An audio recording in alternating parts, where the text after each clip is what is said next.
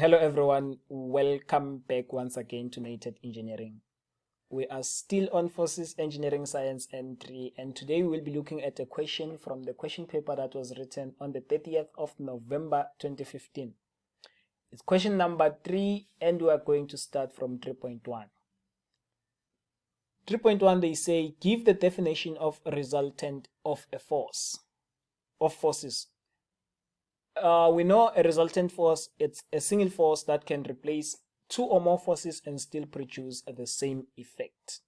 That's the definition. We move on to the next question. They gave us a diagram. They say calculate the magnitude and direction of the resultant force in figure 3 below.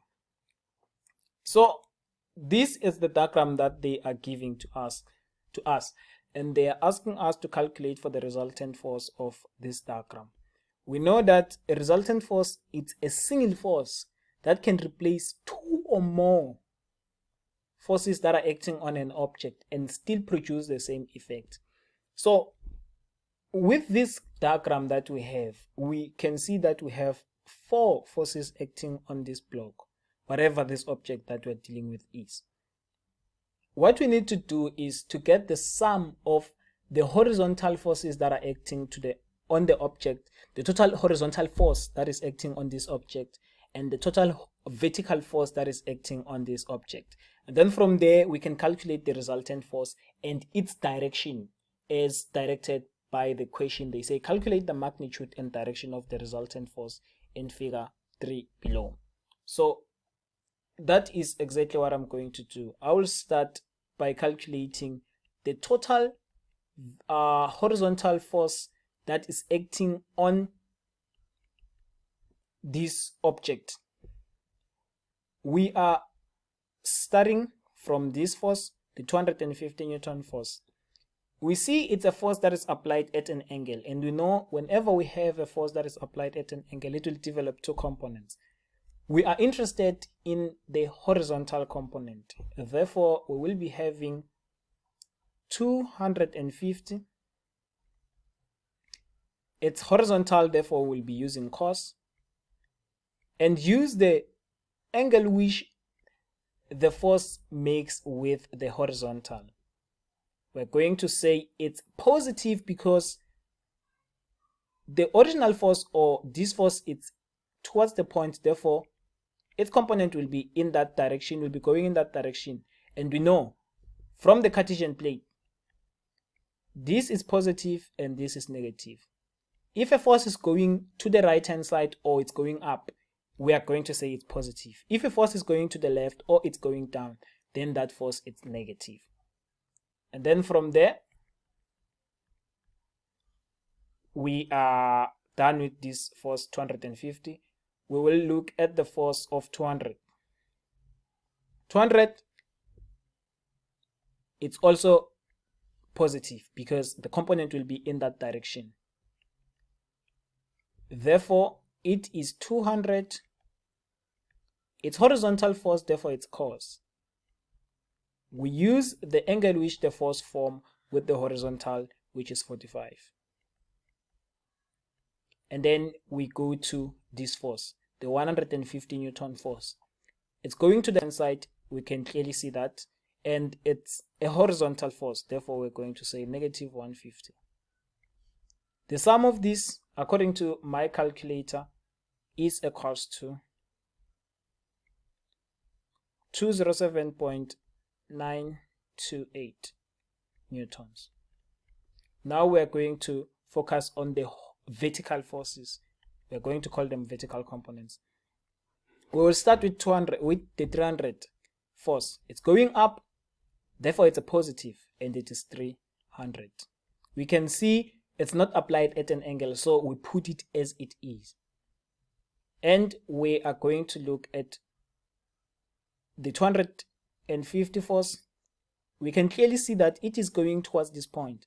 Therefore, its component will also be going towards this point in direction. Therefore, it's facing up. It's a positive. What's the horizontal component? Vertical, rather. It's 250. Vertical, therefore it's a sine. We use the angle which the force form with the horizontal, and that is 30 Newton. It's 30 degrees. And then we come to the 200 Newton force. We can clearly see that its vertical component will be pointing away from this point. Therefore, it will be pointing down, giving us a negative sign. The value is 200. Its vertical component, therefore, we are saying it's a sign. Using the angle which the force makes with the horizontal, that will be 45. According to my calculator, the sum of this is giving me 3.579 newtons. And then from here, we said this is a Cartesian plane. We can see that the horizontal, it's positive. Horizontal is positive, therefore it's going in that direction. The vertical is also positive, therefore it's going up. Meaning now we will be having a diagram like this, where this is the vertical component rather, and this is the horizontal component, meaning our resultant force will be somewhere here. We complete the parallelogram as we know, and then we draw our resultant force. We were asked to calculate for the magnitude and direction. To calculate for the magnitude, we're going to label the resultant as R and use the Pythagoras theorem to get the magnitude of R. Let's move this.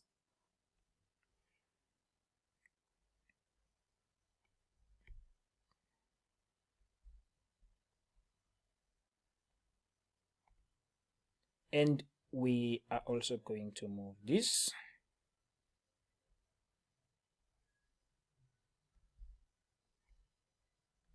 The Pythagoras theorem, our R is equals to the square root of the horizontal component squared plus the vertical component squared. What is the value of the horizontal component? Is 207.928 squared plus the vertical component is 283.579 squared. This will give us a resultant of 351, according to my calculator, 0.641 newtons. That is the magnitude. We now have to calculate for what? For the direction. I'm going to erase this just to create space. Actually, let me not erase anything. Let me just move this to this side. To calculate for the direction, we are going to use tan theta. The direction that we are talking about will be this, the angle here. To calculate for the angle there, we are going to use tan theta. We know tan theta is it's tau, which is opposite. Opposite is the vertical component divided by adjacent, which is the horizontal component. Then our theta, it's equals to the inverse of tan theta, of tan rather, the inverse of tan.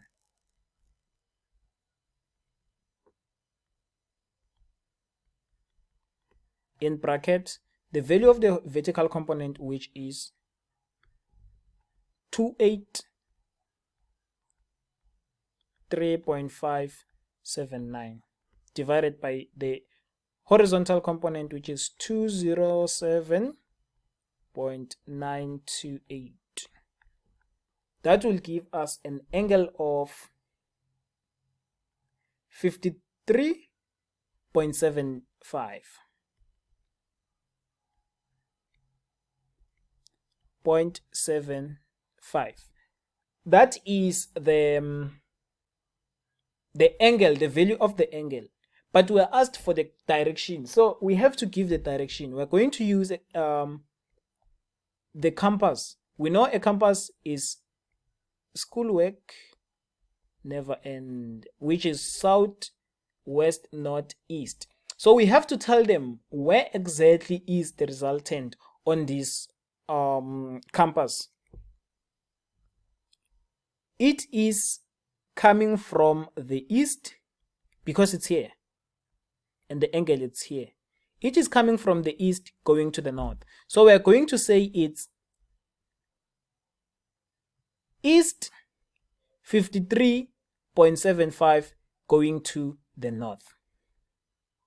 That is how we were going to answer this question. And notice that the question is 11 marks, so you have to do all these things. And then from there, we are going to move on to the last question, which is 3.3. They say calculate the turning moment, which is talk about the fulcrum in figure 2 below.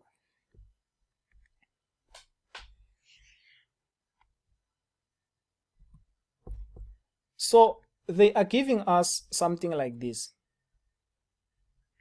We are having 100 centimeters. This is the fulcrum. And we are having a force that is applied at an angle of 30.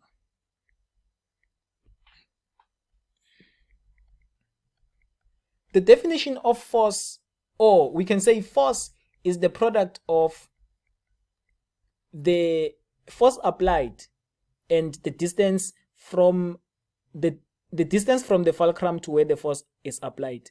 But it's not just any force that is applied, it's the perpendicular force applied that we use when we are calculating for the torque. So looking at this force, it is at an angle. So if we have to calculate for the torque, we need to calculate using the perpendicular force.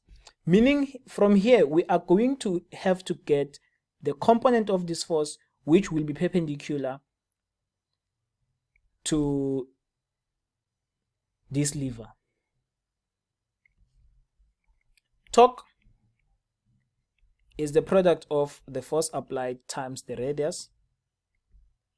The force, we need to get the perpendicular force. Therefore, we are going to say 10 times 10 to the power 3 because it's kilo, sine 60. We said for us to use sine for a vertical component, we need to use the angle which the force forms with the horizontal. The force which the angle forms with, the angle which is formed by the force with the horizontal is this angle, which is theta. And theta will be equals to 90 minus 30. Therefore, it's times the distance. We use meters here, we do not use centimeters. So since it's centimeters, we are going to use 100. We are going to say it's 100 times 10 to the power negative 2. We are converting it from centimeters to meters. And that will give us a value of 8660 Newton meter. The reason why we use this force is because we need the perpendicular force. The reason why we added times 10 to the power negative 2 is because we use this in meters, not in centimeters. And that is the end of our question. That is how we were going to answer this question. I will see you on the next lesson.